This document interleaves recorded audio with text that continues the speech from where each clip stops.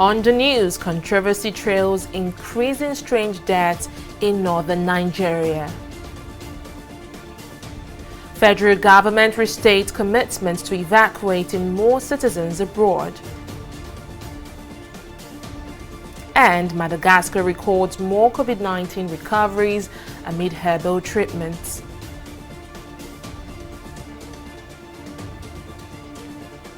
A warm welcome to News Now. I am Fidelia Aguncha. We begin with fresh reports of strange deaths in some states in northern Nigeria.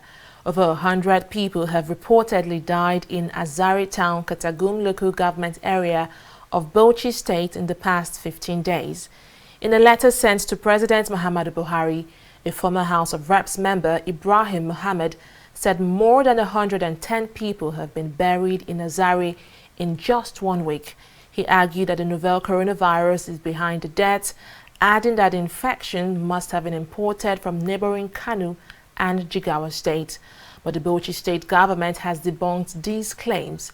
At a press conference over the weekend, the state deputy governor, Baba Tella, said only 30 people died in Azare in the past 2 weeks and they are not COVID-19 related. He, however, said a committee has been constituted to unravel the cause of deaths. Elsewhere in Yobe State, about 68 people have reportedly died in Gashua, Nguru, and Potiskum communities in the last 3 days from an unknown illness. The state government, though yet to release an official casualty figure, says it would launch an investigation to unravel the cause of deaths. As at May 10th, Bauchi State had 131 COVID-19 cases, while Yobe State had only 13 confirmed cases. Since the COVID-19 pandemic, strange deaths have been reported in various states across Nigeria, with some of that in Kano State linked to the novel coronavirus. Well, despite the daily rise in the number of confirmed COVID-19 cases in Nigeria, more persons have been recovering from the illness. So far, 778 people have successfully been treated for the novel coronavirus in Nigeria, with 33 new recoveries reported in the past 24 hours. On Sunday night, the Lagos State government announced that it has discharged 21 more COVID-19 patients to bring the total number of recovered persons in the state to 469. Elsewhere in Kano State, 18 patients were discharged over the weekend, bringing the number of recovered coronavirus patients in the state to 50. Borno State has also discharged 12 more patients who recently recovered from the illness. Nigeria has confirmed 4,399 COVID-19 cases since February 27, with a total of 143 fatalities recorded. While the federal government has flagged off distribution of food items and other consumables to Karamajigidi disabled community in the Federal Capital Territory, Abuja, Minister of Humanitarian Affairs, Disaster Management and Social Development, Sadiya Omar Farouk, while giving out the items to the physically challenged, said government is mindful of the vulnerable group in the country and will do everything possible to assist them through this time. Tunjoye has more in this report. Karamajige is a community of the less privileged in the FCT, with dirty environment, malnourished children and shanty houses. The people here are begging for government's attention. This community also hosts the physically challenged, vulnerable people. Definitely, these people qualify for federal government's palliative as indigents in the society. This is the reason for this event today. The Minister of Humanitarian Affairs, Disaster Management and Social Development, Sadiya Farouk, is here to extend government's gesture to the people. According to the World Bank estimates, this very special group makes up 15% of Nigerian population, and they represent one of the most vulnerable groups in the country. They are especially so in moments of crisis such as this, that is the COVID-19 pandemic. And that is why we always emphasize that palliative measures and social safety nets interventions be activated to reach this very special group. And we have to really do that in prioritizing their well-being and their welfare. Items such as rice, spaghetti, noodles, milk, vegetable oil, clothing materials, and other items were distributed to assist in this period of lockdown. It's a very good step toward inclusion of disability people in the agenda of federal government. We are very proud of what federal government is doing. I pray that they continue like this on disability inclusion on this pandemic period that we are in right now. I think it's a welcome development. And, I will commend the federal government through the honorable ministers of humanitarian affairs, disaster management, and social development. If they have taken this step so far, the situation will have been much better than what we are experiencing now. But nevertheless, I think they need to be commented on this. With this palliative to Karomajige community in the FCT, the federal government is fulfilling its promise of reaching out to the poorest of the poor in the country. From Abuja, Sunjioye, TV360 News. Rivers State Governor Nyesom Wike has temporarily lifted the lockdown on Obioakpo and Port Harcourt local government areas for 2 days with effect from Tuesday, May 12. Governor Wike had last week imposed a lockdown in the areas as part of measures to contain further spread of the novel coronavirus. But in a statewide broadcast on Sunday night, Wike said businesses, including banks in the areas, will be allowed to open and carry out full activities on Tuesday and Wednesday. He, however, said other prevention measures like wearing of face masks, regular hand washing and physical distancing remains in place.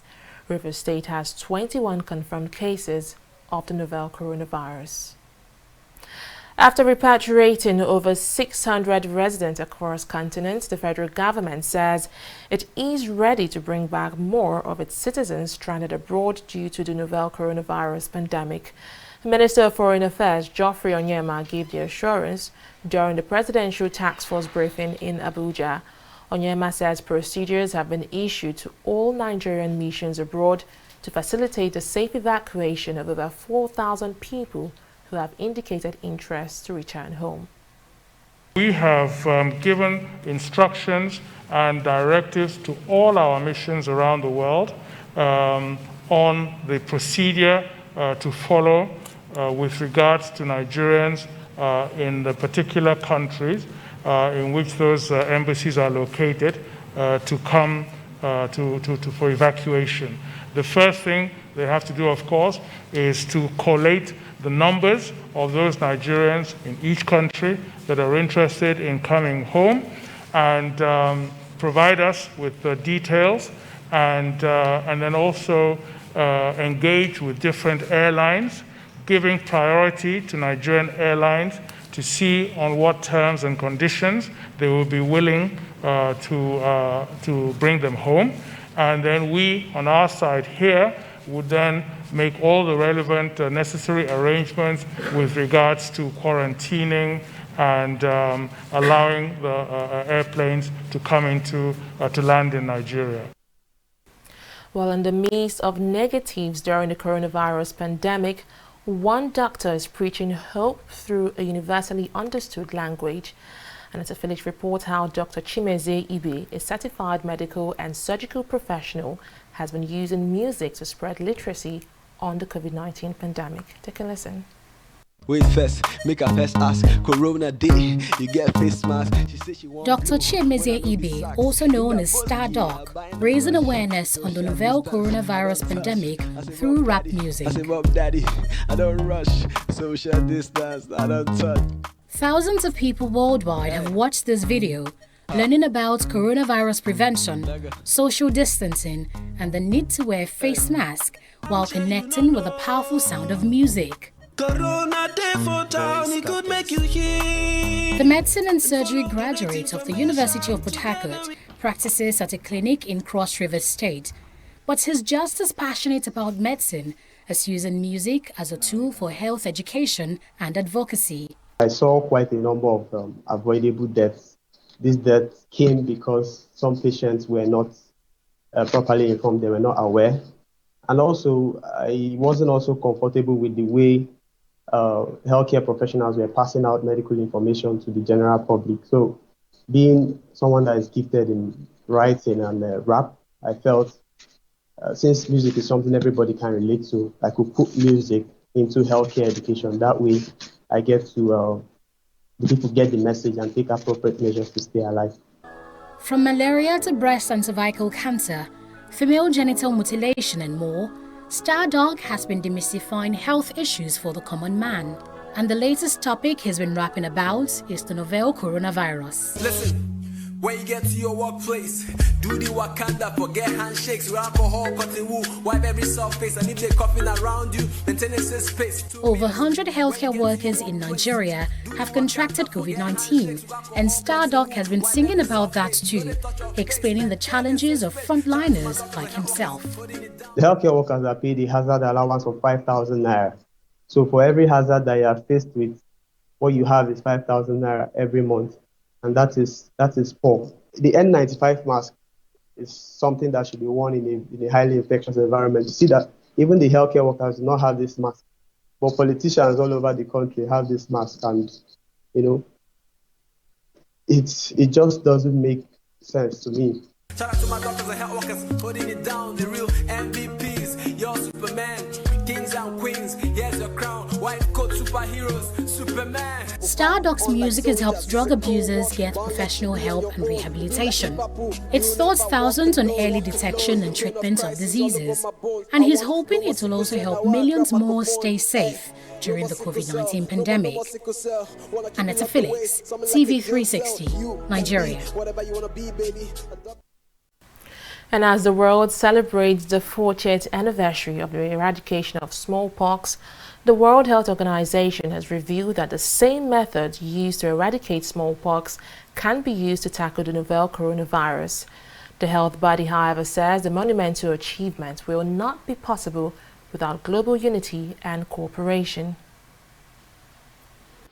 Smallpox is the first and to date the only human disease to be eradicated globally. Until it was wiped out, smallpox had plagued humanity for at least 3,000 years, killing 300 million people in the 20th century alone. Its eradication stands as the greatest public health triumph in history. As the world confronts the COVID-19 pandemic, humanity's victory over smallpox is a reminder of what's possible when nations come together to fight a common health threat. At least 55 COVID-19 patients in Madagascar have recovered after being treated with the country's herbal remedy for the disease. The number of COVID-19 patients said to have been cured with a drug which is bottled as a herbal tea rose after 3 recoveries were announced on Saturday. According to a local news outlet in the country, the patients were among those that were administered the drugs known as COVID Organics since it was launched in April. It did not state if there was any supplementary treatment, but reported that treatment of COVID-19 patients has been based on the drug since it was introduced in the country. Organics was developed by the Madagascar Institute of Applied Research, IMRA. Its main ingredient is said to be sweet wormwood, a plant of Asian origin from where the anti-malarial drug Amosun came.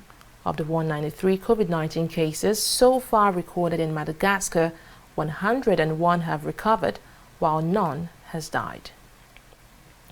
La Liga has confirmed that 5 players from Spain's top 2 leagues have tested positive for coronavirus and will be quarantined at home and tested again in the next few days. The Football League did not officially name the players, but it says they will be allowed to rejoin their club's training program after obtaining 2 consecutive negative test results.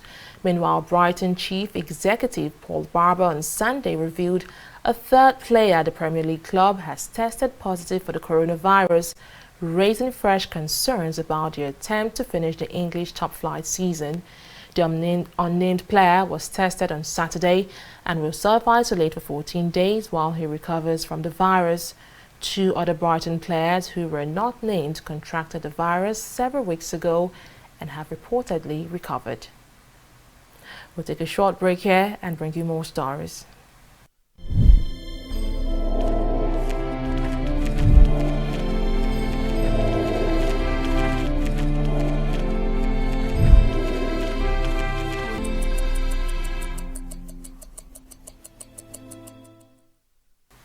Welcome back. Now, some lawyers have been expressing mixed views on the Supreme Court ruling which nullified the conviction of former Abia State Governor Orji Uzor Kalu.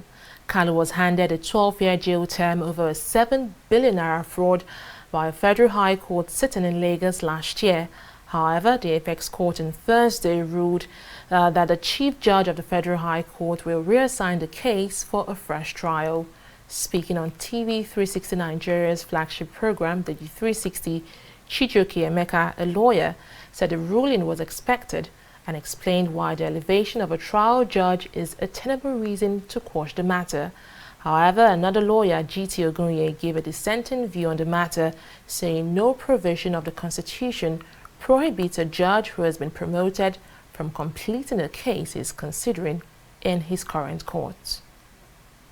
When Justice Idris was elevated, the proper thing would have been that the Chief Judge of the Federal High Court would have assigned this case to another judge to continue with the trial, to start the trial de novo.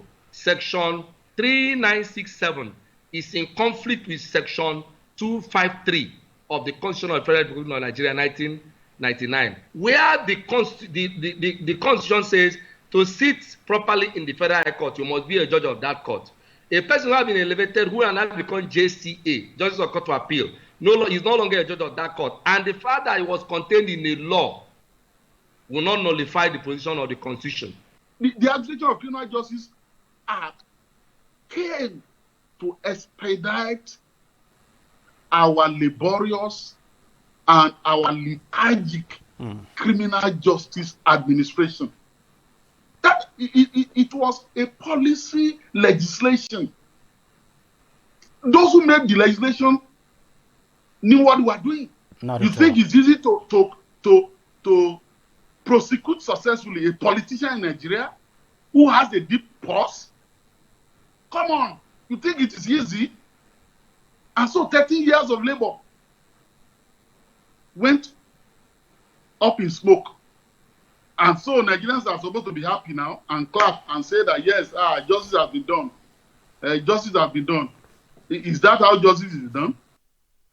Still on judicial matters and corruption, former Imo State Governor Emeka Ihedioha has asked an Owerri High Court to stop the House of Assembly from probing him for allegedly mismanaging 19.6 billion naira council funds.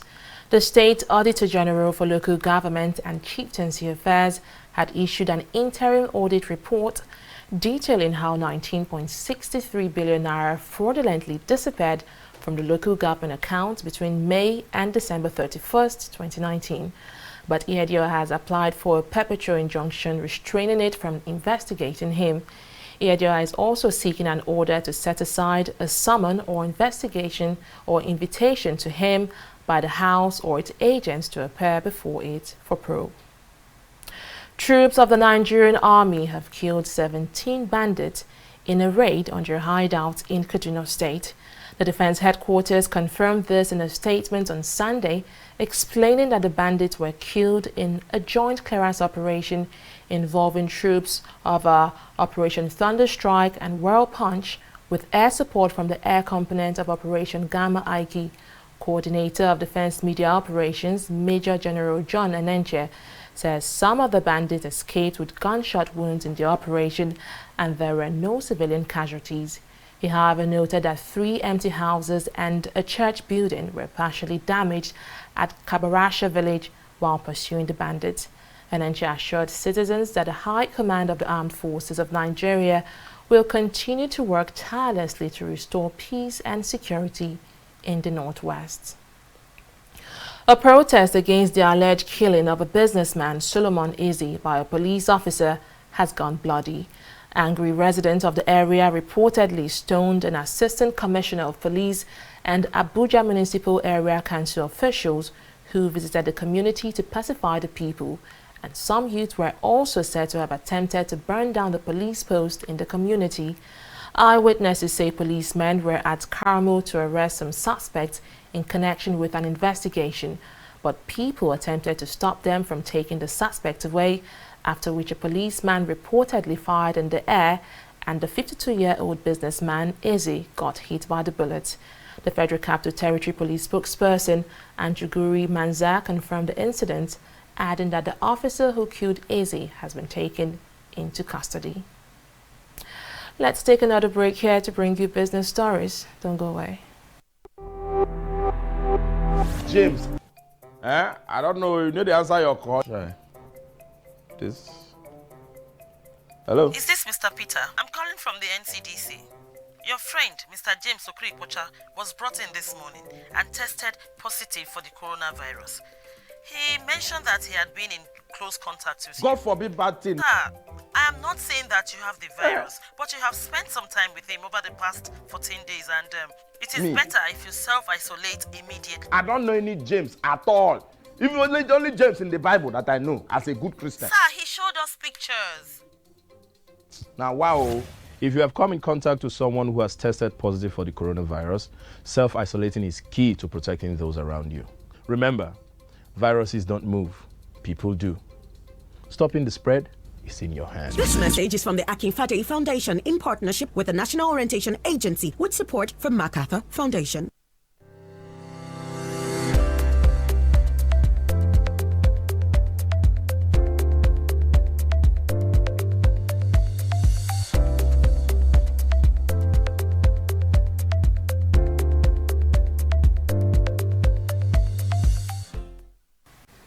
Welcome back. We'll now join Ibikunle for the latest in business. Thank you, Fidelia.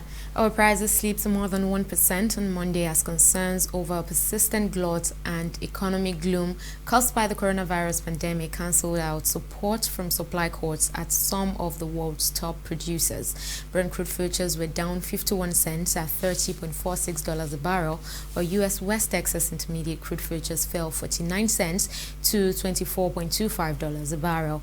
Both benchmarks have notched up gains over the past 2 weeks as countries have eased business and social lockdowns imposed to cope with the coronavirus, and fuel demand has rebounded modestly. Oil production worldwide is also declining. We'll take a pause here and return with stock market review.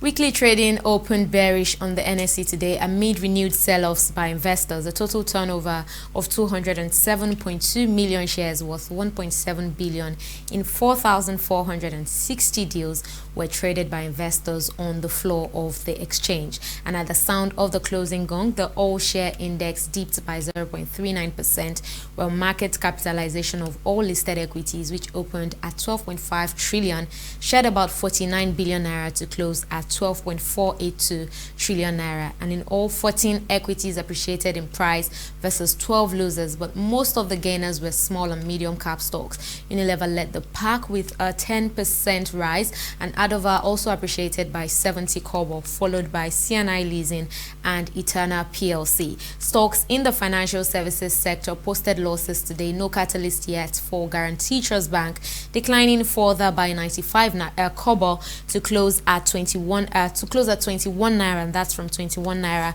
95 kobo in previous session. Union Bank and Zenith Bank also traded in the negative territory. But moving on now to international markets, it's really mixed trading for markets globally. FTSE sinks into the negative territory after Prime Minister Boris Johnson eased UK lockdown. The Dow Jones is also falling, but good day for Nikkei, which managed to keep its head above water, adding 212 points on rising hopes of business recovery. And that's it on business. It's back to you now, Fidelia. Well, thank you very much, Oyin, for that update. Let's now move to the foreign scene. 3 people have died and 79 others were wounded when a clash occurred between 2 tribes in Sudan's eastern city of Kassala on Sunday. The state acting governor explained that violence between members of the Beni Ama and Nuba ethnic groups reignited on Thursday and escalated on Friday, leading to the burning of houses.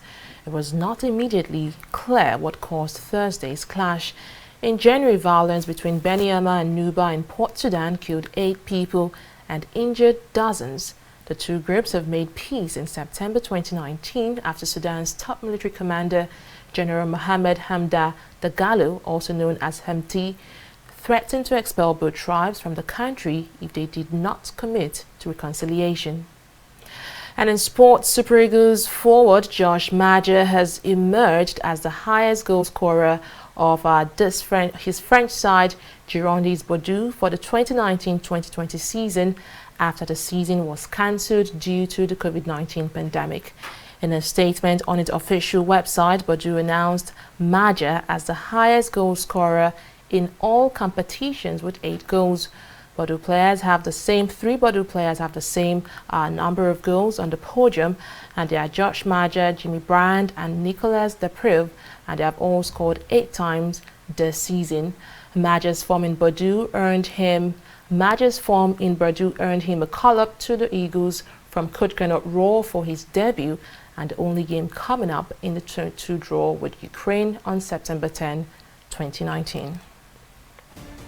Well, that's it on News Now. Many thanks for joining us. I am Fidelia Aguncha. Bye for now.